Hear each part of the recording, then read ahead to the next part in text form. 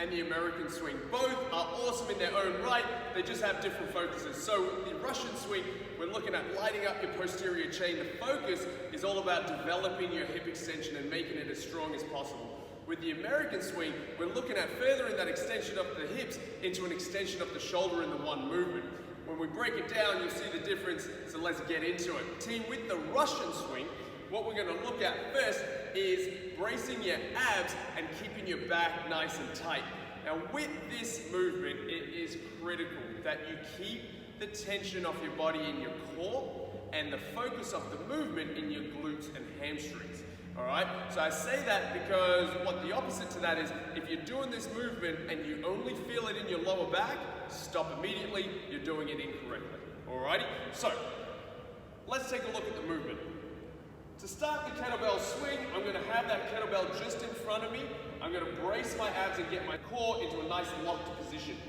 From here, I'm going to push my butt back so I can feel my hamstrings turning on, and then I'm going to reach out for that kettlebell.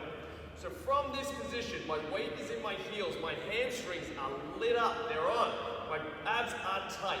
As I pull the kettlebell back into my body, I'm going to start the swing. Now, with the Russian swing, what we want to be doing is pointing our nipples to the ground when that kettlebell comes down, alright?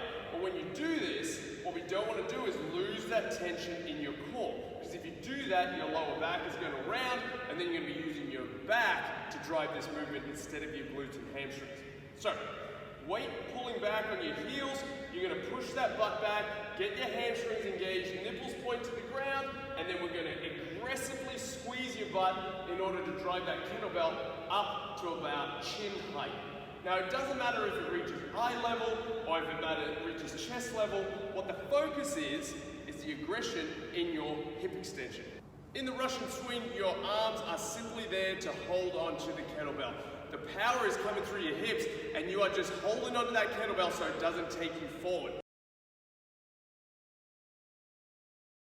As I said at the start of the video, team, it's vital that you keep your core nice and tight because we want to avoid any rounding off your back.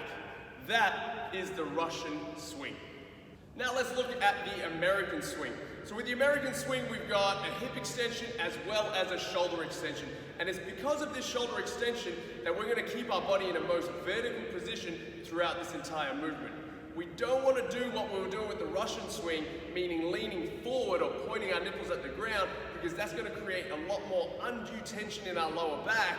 It's going to create a heaving kind of situation, which we don't want. So instead, we're going to set up with that kettlebell directly between our feet. So then from here, I'm just going to squat down a little bit to put my hands on the kettlebell. Now with the swing, I'm going to keep my body as vertical as possible, but I'm still going to have a very aggressive butt squeeze to generate the power. As I squeeze my butt, I'm going to start raising with my shoulders, and I'm going to continue the drive that my hips create to take that kettlebell up and overhead. As we come down, we're going to make sure that we're going to keep our chest up to avoid any downward force that the kettlebell wants to pull us forward with. So an important factor with the American swing, team, is when that kettlebell is overhead, we still want it to somewhat be in our forward plane. If it travels and extends behind us, it's going to put us in a very risky and dangerous position which we don't want to be in. So the way we do that is as we swing the kettlebell up, we're going to have our wrists slightly forward. So it's going to keep the kettlebell in our forward plane, meaning we're going to be in control of that kettlebell the entire time. So team, those are the two variations of the kettlebell swing, the Russian and the American. Both movements are incredibly awesome for overall strength and conditioning and should be part of your program. As always, team, with both movements, start the weights light, keep the weights light until you've mastered the basics. When you're feeling good with this movement, you're safe, it's looking good, then start building up the weight.